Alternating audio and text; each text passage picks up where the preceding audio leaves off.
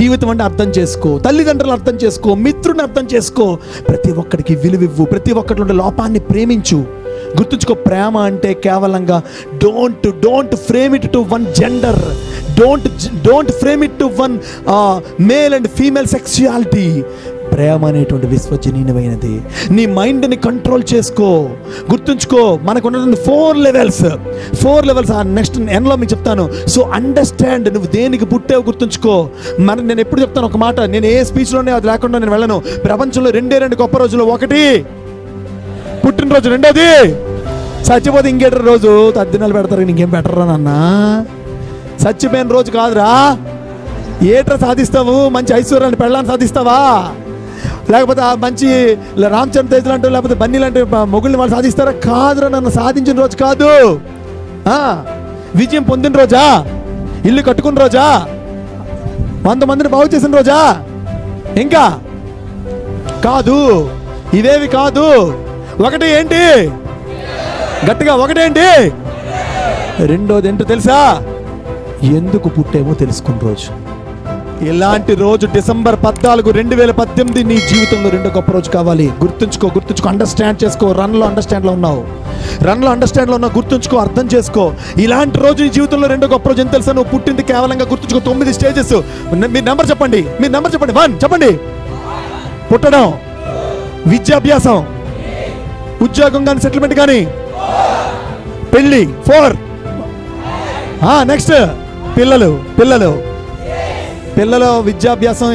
Next assets accumulation, బంగ్లాలో, ఇల్లు, కారులో కొనుక్కోవడం. మనం చక్కగా రిటైర్ అయిపోతే హాయి గడపడం. Kick the bucket. 10 లేదురా, 9 స్టేజ్లే. ఇంకెక్కడ దెయ్యం ఎదురుతాడు? ఇక్కడ దెయ్యం ఎదురుతావా? సో ఈ 9 స్టేజ్ల కోసం నువ్వు పుట్టలే.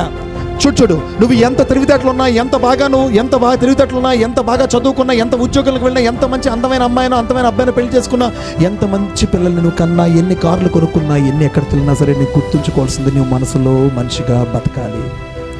మనసులో మనిషిగా ఫస్ట్ బతకాలి. మనసులో మనిషిగా బతకాలంటే కళ్ళతో మనుషుల్ని చూడాలి. కళ్ళతో మనుషుల్నే చూడాలి. మనుషుల్లో ప్రేమను చూడాలి. చెవులతో మనుషుల మాటలు వినాలి. మనుషుల మాటల్లో ప్రేమ వినాలి.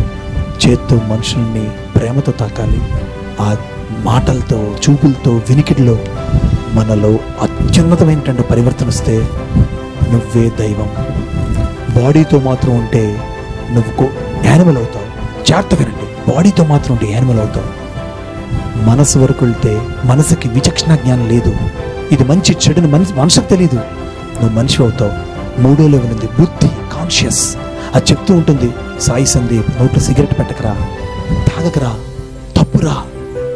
ఓ అమ్మాయి, ఆ అబ్బాయిని చూడకు, ఇది తప్పు.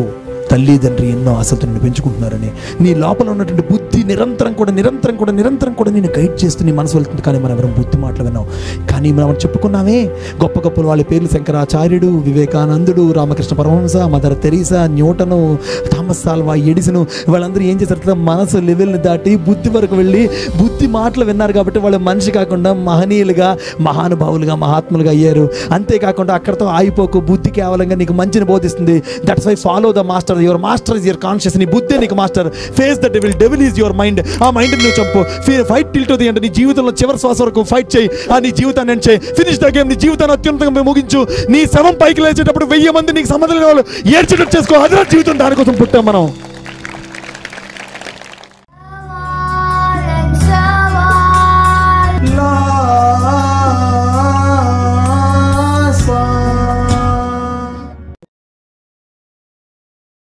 Like this video, share this video and subscribe to Lhasa Foundation YouTube channel and click on the bell icon for notifications. Do write your valuable comments and suggestions in the comment box and ask for more new videos on which subjects you want. Support Lhasa Mission.